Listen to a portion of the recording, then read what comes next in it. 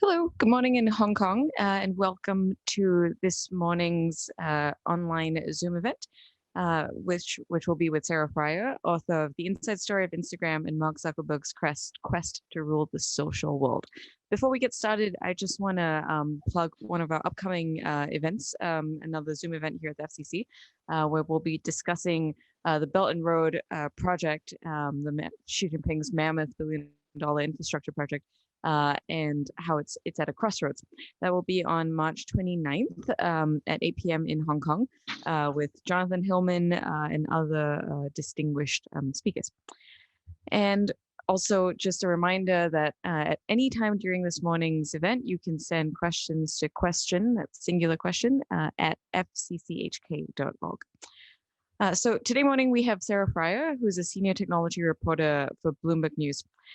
She wrote a recent book, the author of No Filter, The Inside Story of Instagram, which was the winner of the 2020 Financial Times and McKinsey Business Book of the Year Award. She'll be discussing how Instagram sparked a bidding war between Mark Zuckerberg and Twitter's Jack Dorsey, created the influencer economy, and drew in everyone from Selena Gomez to former President Barack Obama. She will be moderated by my colleague here at the FCC, correspondent Governor Christine Savando, who's also Deputy Chief of Digital at Bloomberg News here in Hong Kong. With that, I'll turn to Christine. Thank you so much. Thank you, Shivani, and hello from San Francisco, Sarah. Thanks for joining us today. Thank you so much for having me. Yeah, it's great to talk about your book, No Filter, the story of the inside story of Instagram. We actually have a photo deck in true Instagram fashion. We're just gonna, if we could pull that up, it would be great to go through all the topics with you through Instagram photos. So let's just wait on that. There you go. That's your book. Very enjoyable read. And so, yeah, just I guess first question, setting the scene. How did you get to writing this book, and what made you? What makes Instagram so important to chronicle? Well, I think this is an app that has had this tremendous effect on our culture, on our economy, on our sense of self, on what we consider to be relevant in our society. When I started pursuing this project, it was for a Business Week cover story, because I realized that after the 2016 presidential election, that I was thinking of tech companies as companies, but not so much as having the societal force that they do. As we learned with Facebook after the election, the power to influence our information diet, our values. And so I wanted to dive into things that would become bigger stories over the next few years, and Instagram was part of that. And it really surprised me how little we knew about a product that had this outsized impact on our culture. And the more I dug in and asked questions, the more I wanted to know. And so what started as a feature story project turned into something much bigger over time. And I was really grateful to be the first one to have the idea, but I just think it's a really important piece. Great. And you got really great access to all the characters in this book, save Mark Zuckerberg himself. But sorry, I'm just trying to move to the next slide here. But yeah, could you take us through, who are the founders of Instagram, and what surprised you about them when you learned about their story? I just love this picture because they look so hipster. And I think at the beginning of Instagram is really considered to be this kind of artsy enclave for people who were photographers or creators or artists. And it's since transitioned to something that is so commercial. The founders really stood out in Silicon Valley because they were engineers, they were computer programmers, but they, especially, Kevin Systrom was a very well-rounded person beyond that. And he he would develop these obsessions with whether it was learning to DJ or learning to make a perfect cocktail or learning to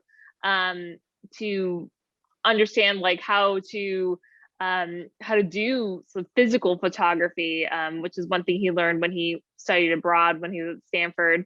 And he didn't really fit the mold of the kind of engineer founder that we see a lot, with a person who really cares about the numbers, about A/B testing. He was more about feel, and I think Mike Krieger shared that vision too, in being someone who cared about the tone of the product, how it made people interact, as opposed to just like how much are people using this, how many eyeballs can we get on it, how fast can we grow, which is a lot more how Facebook felt about their product. Great. So actually, just for people who might not be familiar, so we're looking at Kevin Systrom, who's on the right, and his co-founder on the left. So I think this Mike is Krieger. yeah, Mark Krieger. So this is actually is one of the first Instagram photos from Kevin Systrom himself. So just wanted to ask you, what would you say was the most interesting thing about how this app actually came into being that you found in your book research, and what would you say is Instagram's most profound impact on the world? So I think one of the things that was really interesting about Instagram, besides just its timing, I mean, this is when the iPhone really introduced camera photography on phones to the masses. So building a mobile product that took photography into account was important. But Instagram really cared about simplicity, and they didn't want an app to do too much for people. They understood that on mobile phones, like there's just less real estate. And so people had to come to a product and know exactly what it was for. It didn't have to be fancy. It didn't have to have a lot of bells and whistles. So really in the very beginning, Instagram was just these square photos that had a filter, and the filter was supposed to help us make those early iPhone photos look less grainy and less light leaky. But ultimately what the filter did was it convinced us that Instagram was a place to show a curated version of our lives, to show our lives as more beautiful and perfect than they actually were. And so I think when you talk about the societal impact of Instagram over time, really starts at the beginning. But it is that performative culture, the fact that when you have an Instagram, as you use it, you get comments, you get likes, you get follows, and those things end up being a bit of a score of how well you're doing on Instagram and how relevant you are to the people that follow you. And that has had positive and negative impacts, right? That has allowed people to become to really take charge of their own creative careers and build something without going through the normal gatekeepers. On the flip side, it's enabled all of us to have this like benchmark that we can compare ourselves to, other people's followings, other people's reactions on their posts. One of the very early decisions on Instagram that is also crucial is they built an app where no one could regram. You couldn't put someone else's post into your feed like you could on Twitter or Facebook. And they were told by investors and by that because that would encourage virality, would encourage growth. But they wanted everything that was on somebody's Instagram profile to be something that they themselves had created. Well, that actually was good at preventing some of the pitfalls of virality. But what it did is it made Instagram this place where when you go to it, you see exactly how somebody wants to be received by the world. And it became this place of personal branding and content curation of your life. Like you would bring your phone around with you, whether you were going on vacation or going to a restaurant or going to a wedding, you would have Instagram as part of that experience and constantly be thinking, is this something I should post? Is this something I should post? How could I get a better angle? How could I get better lighting? And that's just really not how we lived a decade ago. Right. Actually, we'll return to some of those great themes that you just mentioned, like the effect on mental health and how people have become personal brands through this that touches on the influencer economy. But before we delve into those, um, Instagram got acquired in April 2012, so it's the anniversary of its acquisition by Facebook is actually coming up. So it at the time was valued at $1 billion, and analysts now estimate that it's worth over $100 billion. What can this teach us about, startups, and for the journalists covering tech who may be watching this or will watch this later, how Silicon Valley works? I think one of the lessons of the Instagram acquisition is just even then how small Instagram felt in comparison to these giants, and how they were really debating. They didn't want to sell the company, but they thought, well, Facebook is going to be a formidable competitor. We need them in order to grow, and if they don't buy us, they'll crush us. And that's one of the things that if you're building a company today, Facebook's even bigger. That was before Facebook had even reached 1 billion users. Now they have more than 3 billion people across all of their platforms. So I think when I wrote this story, I didn't want to write kind of the hero's journey of Instagram. I wanted to write something that took into account the context, the competitive context, the personalities, the fact that these guys were just really exhausted when Facebook came with their offer because they've been growing so fast. And they also, could have used a little bit of a break from having all of that responsibility. I think that when we're looking at startups, it's sometimes hard to think past, like, okay, what's the valuation? What's the latest funding round? How fast are they growing, and start to think, okay, what is the ecosystem they're working in and the pressure on them from various angles, and how are they working through that? So speaking of pressure, you do chart in the book how it was very well, not picture perfect, the post acquisition period. And Kevin and Mark did stay for Mike, yeah. Mike, sorry. They stayed for about 7 years, was it? Before heading their separate ways.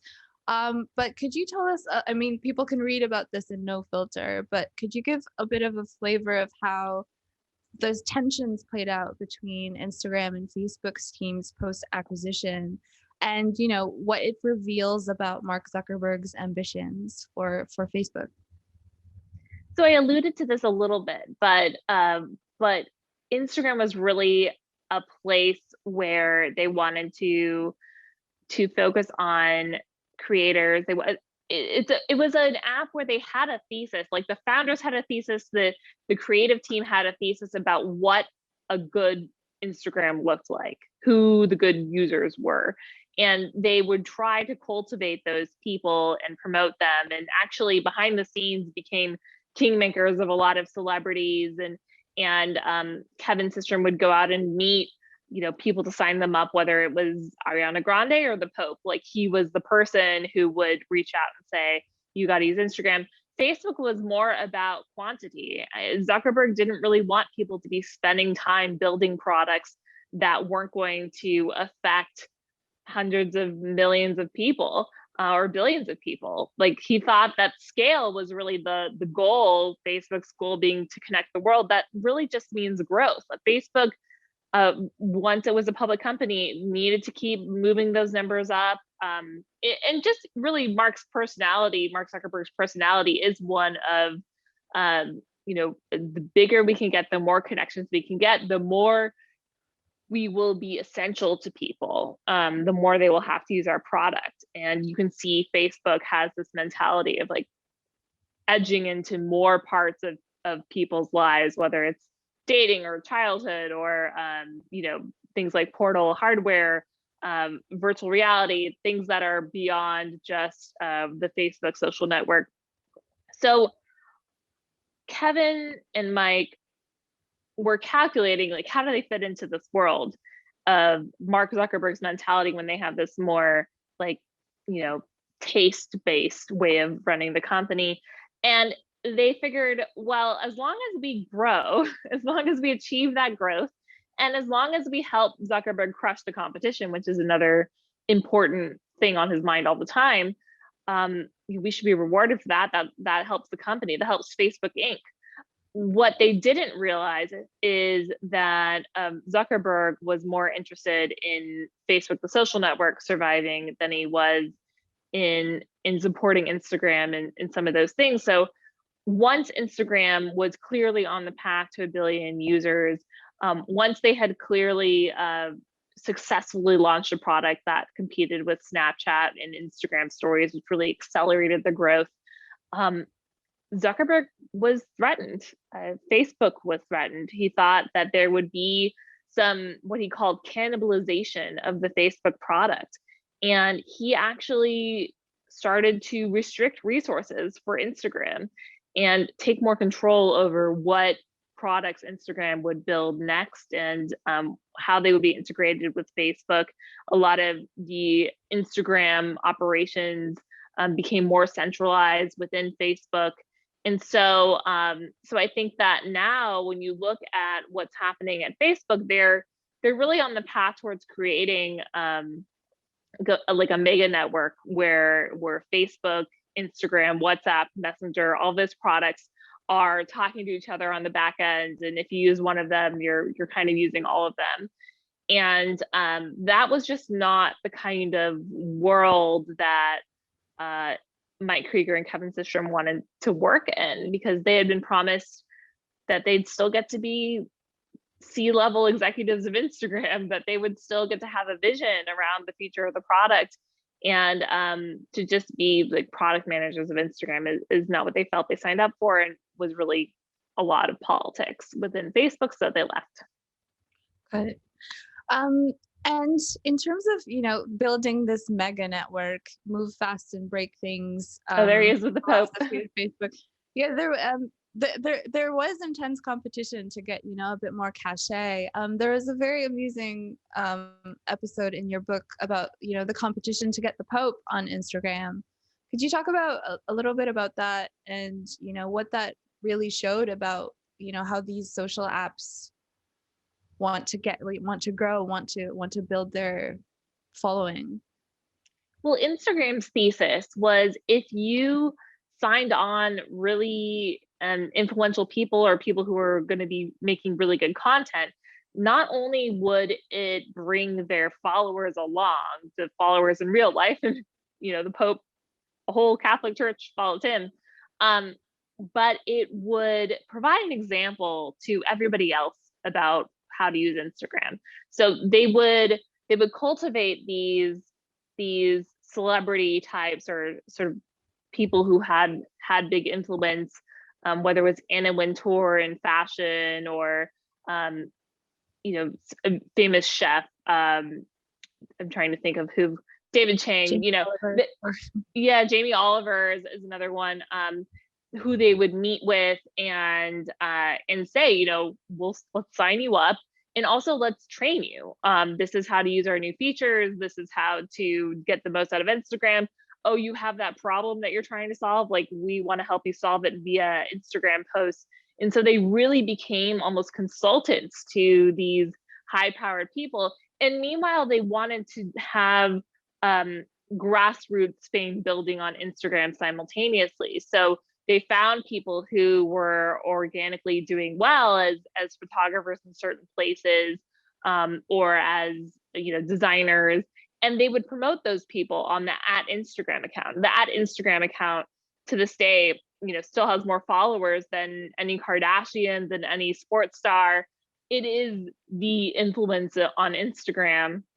And every person who was posted about there would get a big following and get really boosted in their fame on the app and get more powerful. So the Pope was kind of the culmination of this entire plan. It was the idea that, if we get the Pope on Instagram, like, everyone who's anybody is going to want to be on Instagram. And so they really took care to, they handcrafted a book for him of Instagram posts that highlighted things he cared about, whether it was, the refugee crisis at the time or environment, climate change, things that the Pope really speaks to. And they said, look, all this is on Instagram. This conversation is happening on Instagram. You should join. And the Pope did. So that strategy, that high touch strategy was actually really successful for them. And you see other companies like TikTok and Snapchat start to borrow some lessons from that idea. And then it just stood in contrast to the kind of the Facebook mentality, which is like, why would we ever spend that much time with a single user? That seems like such a waste of time. We have millions, billions. That's fascinating. Speaking of, powerful users with influence, definitely we can't talk, a social media app without talking about disinformation. So here's a question from Eric Wishart, our vice president at the FCC. He says, we hear a lot about fake news on Facebook and Twitter, but what kind of misinformation do we see on Instagram? And what is the platform doing to tackle it? So in the beginning, when I was describing Instagram's impact, I talked about how there's no virality on Instagram. That doesn't mean that there's no dark side. There is still a hell of a lot of fake news, misinformation on Instagram.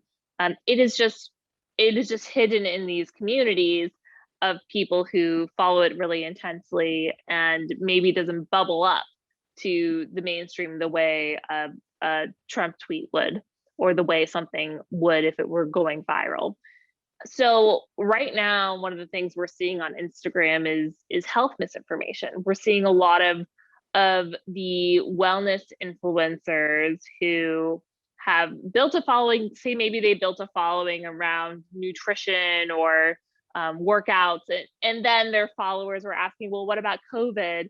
And so a lot of them have started giving bad medical advice around COVID, like, well, I really just think you need to take these immune boosting supplements and get fresh air and do these COVID busting workouts. Like, it's become a theme, but that kind of information isn't necessarily helping people get healthier.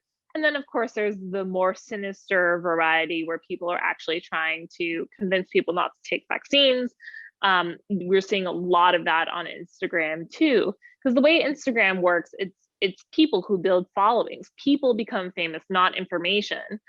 So people who have built a following around something, whether it's wellness or health or fashion or beauty, they can then incorporate whatever it is they want to sell to their audience. We saw in the 2016 presidential election in the US that Russia actually made a lot more posts on Instagram than they did on Facebook.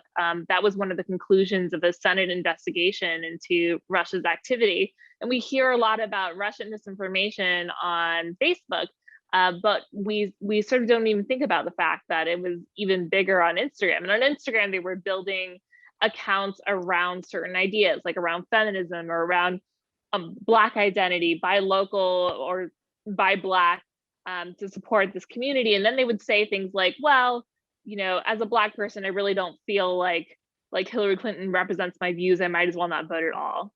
But of course, it's not a Black person saying that. It's a Russian troll from the farm, right? Or they would say like, Hillary Clinton's not a real feminist. And like, those are the messages that that dispersed on Instagram after they'd already built a following around those ideas that they knew would resonate with Instagram users. Mm-hmm. And just to touch on that part a little bit more, you do say in the book that Instagram was a little bit insulated from the whole Cambridge Analytica fallout. Why was that so? And what has Instagram's response been since to this type of weaponizing of algorithms and building fake profiles? So I think that Instagram, people have not been as critical of Instagram because they like Instagram, which is kind of a strange way for things to be working, but that's how it is. I mean, the way that an Instagram employee explained it to me is like all this work that they do to work on their brand, like work with creators, work with celebrities, get good content onto Instagram, that builds up goodwill in the bank. And then when bad things happen, the consumer likes to think those things are happening to Facebook, but Instagram is certainly part of Facebook. In fact, like most of the people that work there currently are former Facebook employees, or people who are just as much part of the Facebook org as they are part of Instagram. And I think that the moment of reckoning for Instagram just simply hasn't happened at the level that it should. I mean, this app, it is harder to find the dark sides because of the lack of virality. That doesn't mean it's impossible. Just harder if you are going and looking for it. But if you're a part of these communities, it can be quite easy. I've written about illegal opioid sales happening on Instagram because it's a visual-based platform. Well, it's harder to find manipulated media, false images, false information in images as opposed to in text, and it's harder to find it in video. So I think that it might be more difficult to clean up Instagram. In terms of the data question, all of Instagram's data is shared with Facebook. There's no difference between their policies around data or privacy compared to Facebook. It's all part of the same operation. So anyone who's worried about Facebook having their information, if they're using Instagram to escape that, it's not a good strategy. Ooh, good to know. And just a question from our audience again. This is from Tim. He is asking, Facebook now co-brands its apps like Instagram and WhatsApp, calling it Instagram by Facebook and WhatsApp by Facebook. How do you think that will impact consumers? And given their brands and branding are seen as separate, even if they're tied together, moves to delete Facebook over its many issues haven't yet affected Instagram and WhatsApp. What do you say to that? So first, I want to comment on this picture, which is a photo describing the transition to Adam Mosseri being the head of Instagram as opposed to the founders, and the handoff really of Instagram as an independent entity to something that is part of Facebook. This picture no longer exists on Kevin Systrom's Instagram timeline. So that gives you a little bit of a sense of the goodwill there between these entities. About the branding. So basically Facebook thought that if it was clear to consumers who use and love WhatsApp and Instagram that Facebook owned them, that some of that fuzzy, warm feeling about those products would rub off onto Facebook. I think the opposite has happened. I think a lot of the concern about Facebook has rubbed off on Instagram and WhatsApp, and we've seen that in some recent panic over WhatsApp terms of service getting updated. That just shows people are becoming aware of the fact that Facebook is the owner of all this data, no matter which app. Instagram now gives you a lot of notifications on, at least on your Instagram Direct, to see if you want to merge it with Facebook Messenger. I think all of these little things, they risk chipping away at the good feeling that people have about these products, but it also is transparent, right? It may not be strategic to tell people that Facebook owns Instagram, but at least it's true. It's not trying to hide where the data is going. Mm-hmm. And I mean, that does dovetail nicely into a very huge topic of data privacy, that always is a bugbear for big tech. what surprised me in your book was, the way that the Facebook is actually tracking people's behavior, where even beyond the app, they know what other apps you use. So that was quite interesting. But how have Facebook and Instagram differed on the data privacy issue in the early years before it was completely subsumed? And, to what extent should we still be worried about what happens to our data on these apps specifically that we're talking about today? Well, I think the biggest difference between Facebook and Instagram on personal data is that Instagram has anonymity. They have pseudonymous profiles. You can be a dog on Instagram and that's fine, as opposed to Facebook where you have to use a real name. And one of the problems really that comes with that is when they try to integrate that data with Facebook, it becomes kind of exposed who owns those meme accounts, who owns those accounts. Like the somebody can own multiple Instagram accounts, and a lot of young people, they will have their personal Instagram account, and then they'll have their some people call it a finsta, like a fake Instagram. In other countries they call it like a spam account, but that's their more real one. It's the private Instagram where they only share things with really close friends. And so now you'll see in your suggested friends list those names of accounts come up that you that are attached to people that you know, that maybe unmasks them a little bit. I think that when it comes to like before versus after and Instagram data, Instagram didn't really have strong policies on anything before they were acquired by Facebook because they were just growing so quickly. So I think a lot of that stuff was designed by Facebook early on, and they didn't really get to say, like, there was a lot of decision to keep things as separate as possible. But now I would say that they're almost fully integrated.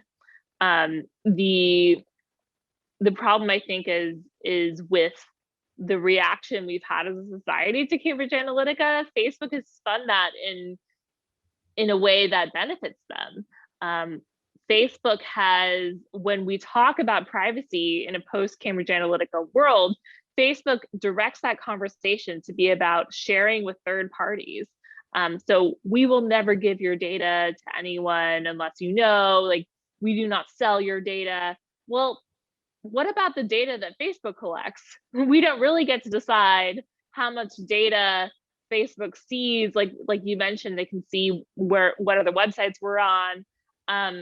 The controls on that parameter of data privacy haven't really changed.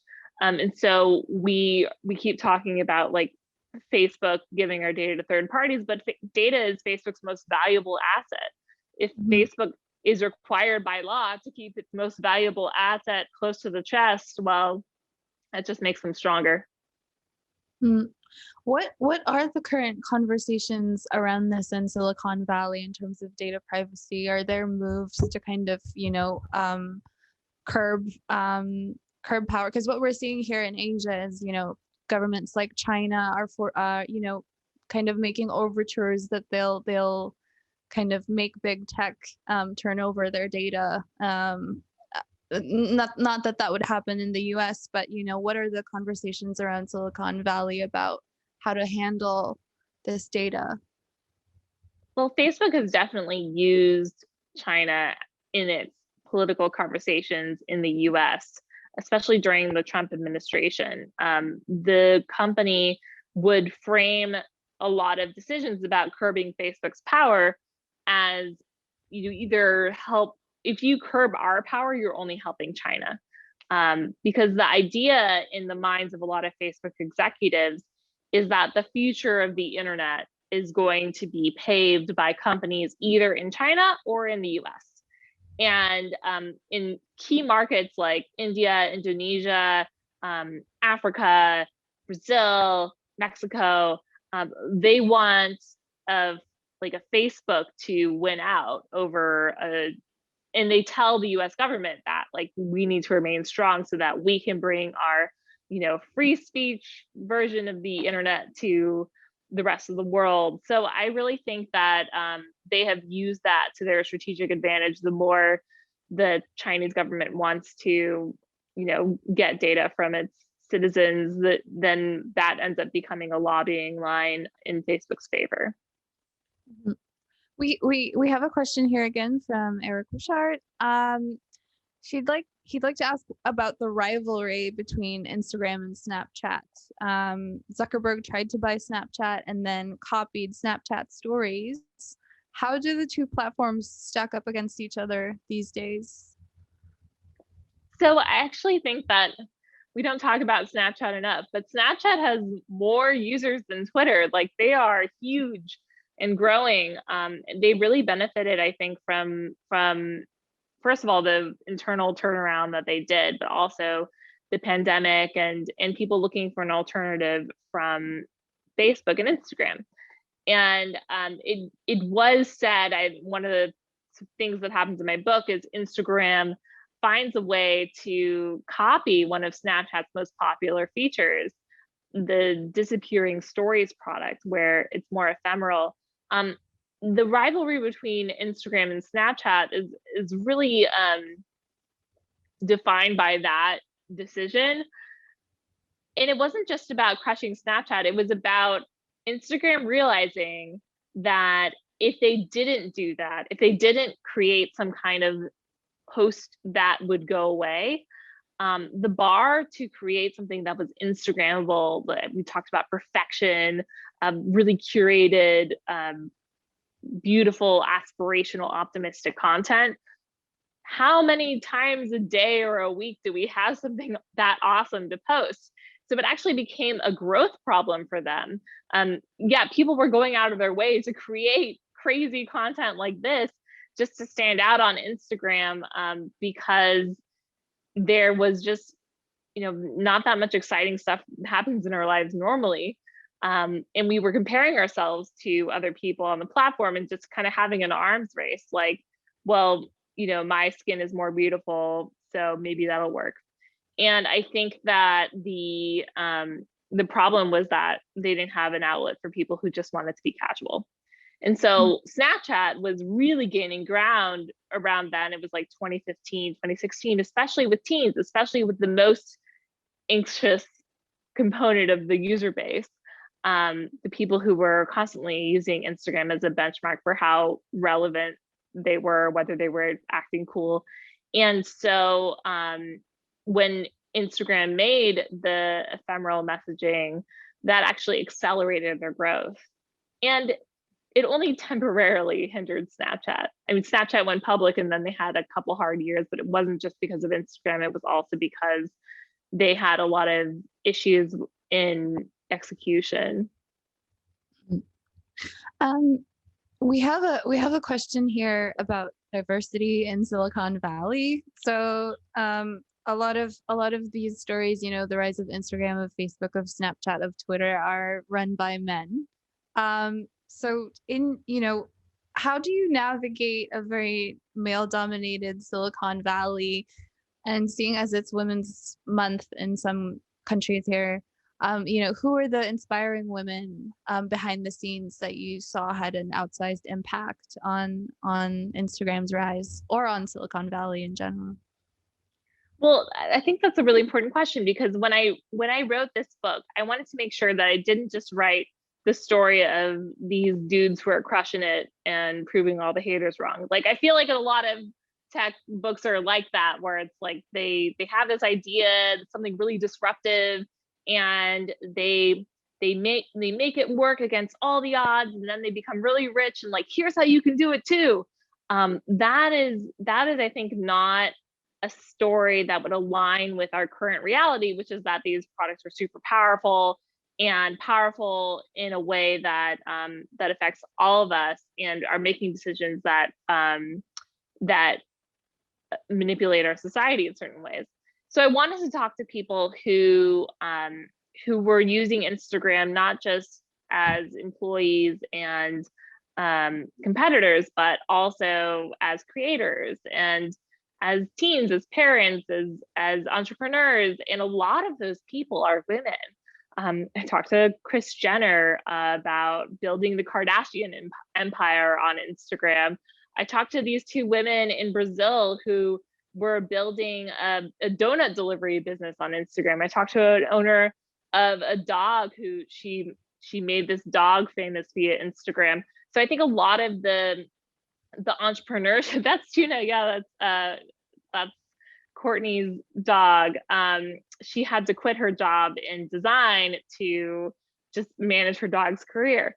But I think a lot of the entrepreneurship and innovation we're seeing on Instagram is coming from women, and perhaps that's because this is an app that removes the normal gatekeepers of society. I mean, this is an app that you don't necessarily have to have an agent or a slot at the local comedy club or somebody giving you a chance in order to post things that fit that that thing you want to do. So so we're seeing a lot of that. The big stars of Instagram are women. On the flip side, a lot of the people who are most harassed, who are most doxxed or dealing with bullying comments are women on Instagram too. I talked to a rock climber. She's Sasha DeJulian. She's a really one of the best female rock climbers out there, and she's had to deal with a lot of terrible harassment just for being a woman in that industry. So I think that I've learned a lot from just talking to all these people who have made their careers here. There are a lot of women that I admire. I don't even know that I could list them all. At Instagram, I certainly had a lot of female sources that I can't name that I think are really wonderful. But yeah, I mean, I think part of the problem is when you don't have women who are at the top of these companies making decisions, then you just don't consider the issues that they have. I have a scene in my book where Ariana Grande tells Kevin Systrom how bad the bullying problem is on Instagram, and speaks up for people who are dealing with that. Celebrities, for that matter, get the worst of it before everyone else does because they get the bigger followings first.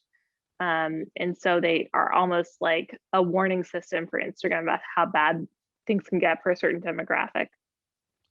In terms of all that hate content, all the bullying comments, you actually point out in your book that at the start it was one woman who took it upon herself to like really look at all these comments and report them. Jessica Zalman, yeah, and later, when it was acquired by Facebook, they had some resources towards kind of content moderation and like really watching. But there was a big difference between kind of Facebook hands-off approach and Instagram's kind of let's build this community and take care of it. What is the current state of that effort? Like, how is Instagram dealing with hate content? And you do mention a very interesting episode with Taylor Swift where she beta tested something for them as well. Yeah, so Taylor Swift's story, she was getting trolled by the snake emoji because she had awoken some Kim Kardashian, Kanye West supporters who, it was really too much celebrity drama to go through there. But anyway, she was getting inundated by snakes and she asked Instagram for help, and Kevin Systrom was like, we should just delete all the snakes on your page. And the head of policy, Nikki Jackson Kalaka, was like, we can't just do this for Taylor Swift and not everybody else. And so the team actually came up with a way, and they were one of the first to do this. They came up with a way to keyword block in comments. So if you didn't want the snake emoji to appear in your comments, you could just block it outright. And so that's one way people can moderate what kind of content can be sent to them. They worked a lot on making sure that they could determine with AI whether a comment was going to be kind. So they say, are you sure you want to send this? But I do think that people have found ways around those rules, and the way that hate speech and the more, I guess I would say, darker, sinister content is dealt with is the same system that Facebook uses. And one of the concerns of Instagram employees who I talked to for the book was that Instagram is a second priority for Facebook, or even a third priority. And a lot of the Instagram specific problems, like I mentioned, drug trafficking or even human trafficking on Instagram, may not be looked at, or computer image search versus text search. They may not be looked at as priorities because Facebook is just simply so much bigger. And Facebook's bias is towards solving problems that affect more people first. Mm-hmm. And solving problems that are in the public conversation. So, we are definitely giving more fire to Facebook in our public conversation. And they're certainly, focusing on things that are, especially in the US, I think that Facebook doesn't pay as much attention to political problems it has in other countries, just because its employees read the US press and worry about a lot of the militant groups or whatever may have come up around our problems, but the same stuff is happening around the world in various languages that Facebook may not be looking at or may not detect. Mm-hmm. And speaking of, all these profiles, it's not just celebrities that are on Instagram. It's, people like you and I, and, some of us have become influencers. And I just wanted to ask you, what is this influencer economy, and what did you find out in the course of your book about how this has even become a viable career? Yeah, so I think a lot of the influencer economy happened sort of accidentally. People were posting pictures of their lives, kind of lifestyle blogging about what they were getting up to, and then as they built followers, slowly they realized, oh wow, I have an audience. My audience is bigger than some of the world's biggest blogs and magazines, and maybe I can sell advertising off of that. Like, that's kind of how it started. But now everyone knows that if you have an audience on Instagram, you can make money off of it.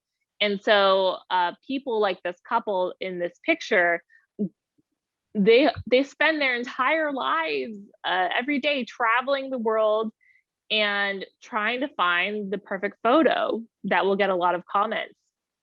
And in this case, they're leaning over a train as it's moving. And this photo caused a lot of controversy because people were like, are you really willing to die for this picture? You could have fallen into the jungle there. That would have been really dangerous. And all of the controversy around the picture was great for business. They got hundreds of thousands more followers, a lot of people buying their Adobe Lightroom kits to get photos edited in just the same way that they edit their photos, buying their products that they sell. They sell like endorsements for bathing suits and sunscreen and things like that. So really what works on Instagram is stuff that stands out, that gets you talked about. And what also, I talked to this woman in this picture. She said that also showing more skin, showing more physical photos, that helps. They always edit out if they're on a beach scene and they have like a trash can behind them or a person who's not very attractive, they'll just edit them out. So I think that this whole industry operates on curating a magazine-like existence, which is far from reality, and people go out of their way to get their reality as close as possible to what they see on Instagram. I talked to a 19-year-old in LA who said that when her friends go to the beach, they spend 45 minutes ahead of time blowing out their hair, doing their makeup perfectly, and then they go to the beach and don't even go in the water. They just spend a lot of time taking pictures, and that's the beach activity, is taking pictures. And that's what Instagram influencer economy has done, is it's made our outings, whether it's to a restaurant or to the beach or on a vacation or to a wedding, like taking pictures is the activity of a lot of these cases. And you did delve in the book about how all these, larger than life accounts and all these beautiful, perfect photos, they also cause some pressure among certain, younger users on the platform. They think there's this pressure to be perfect, just as perfect as the accounts that they follow. Could you delve into how that's played out, and is there anything that Instagram has done to help those communities? Yeah, so I think that the first thing that people who feel that way, the first thing they should know is that a lot of it is curated, a lot of it is strategic, a lot of it is fake. You can, like in this picture, they heavily edited it. They adjust the lighting. They stage this. This is obviously not a genuine romantic moment they were having. I think if his brother was like snapping maybe 500 photos of this whole pose from a window a few cars down. So I think that when you realize that this is the life that they're showing is a life of taking pictures all day and picking the best one. They're not showing how they live. And I think that a lot of people look at Instagram and they think, oh, this is a meritocracy. If I'm beautiful enough, if I'm creative enough, if I'm funny enough, if I'm interesting enough, then people will follow me and I'll be able to get famous too. And that does happen for some people. There's a lot of luck involved, but a lot more people fake it till they make it. They buy followers. You can even buy comments now. You can join comment pods where, within the first few minutes of posting, you will have posts from all these people on your profile in support. And then whenever they post, you have to do the same for them. In that way, it doesn't get caught by the automation detectors. So there's a lot of ways that people like try to manipulate the system. And I don't know that Instagram has done much about that hustle. They said that they would be removing likes so that people wouldn't measure themselves by their likes and compare likes, but they really haven't done that. I mean, they said they would do that, I think, before my book came out, and it still really hasn't happened in most of the world. And I think that beyond that, we still see the main metrics. Like, the problem is the metrics. The problem is the follower count, the likes, like the things that help us measure our worth versus the worth of others. And until they do something about that, I mean, they can work on kind comments and filtering, and they can take down the worst actors. But until they change the way the product works, you're still going to get a lot of anxiety and a lot of people comparing themselves to each other. Actually, interestingly, there's also you one thing that you point out that Instagram is doing. This is the most followed account on Instagram, is Instagram itself. They do have an editorial voice. They do amplify particular voices. So they like creatives and activists and others. I have a question from Shivani here. She says, we've recently seen Instagram used by activists all over the world to further their cause, for example, during the Black Lives Matter movement, and recently the spate of hate crimes against Asian Americans, and even in Hong Kong during the protests. How did Instagram evolve to become such a tool, a platform for activism? And what are your thoughts about activism becoming performative on these platforms? Good question. Okay, so COVID changed a lot.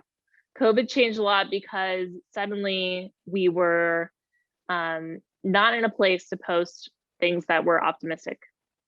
We were, at home, perhaps, laid off from jobs, or dealing with sick relatives, or simply feeling lonely from being home. And so people started to post about other things. In fact, Instagram advised its top celebrities to start posting things that were more personal and vulnerable even before COVID even hit.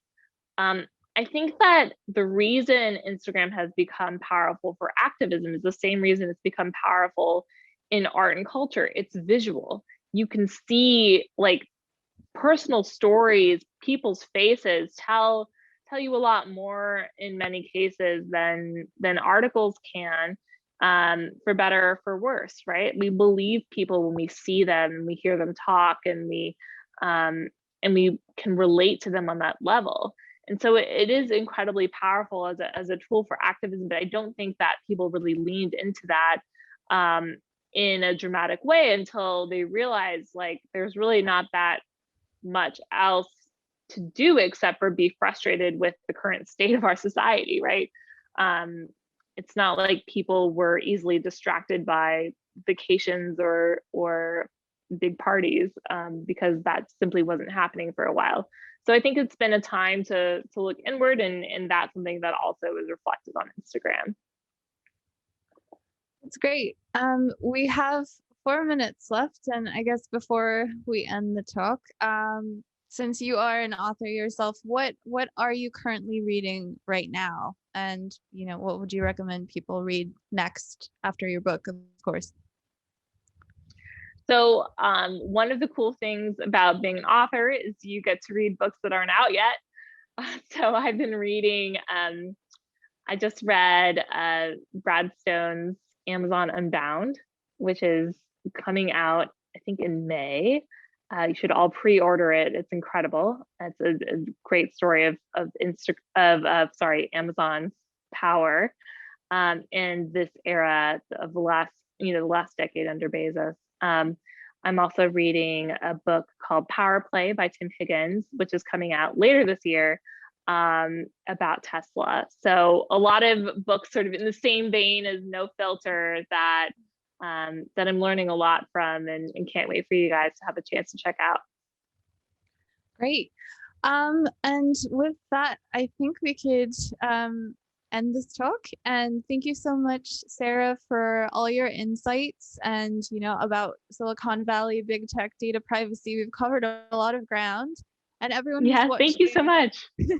Everyone who's watching, please buy and read Sarah Fryer's book, No Filter. It's a great read, quite an adventure. And yeah, I hope you enjoyed this talk today.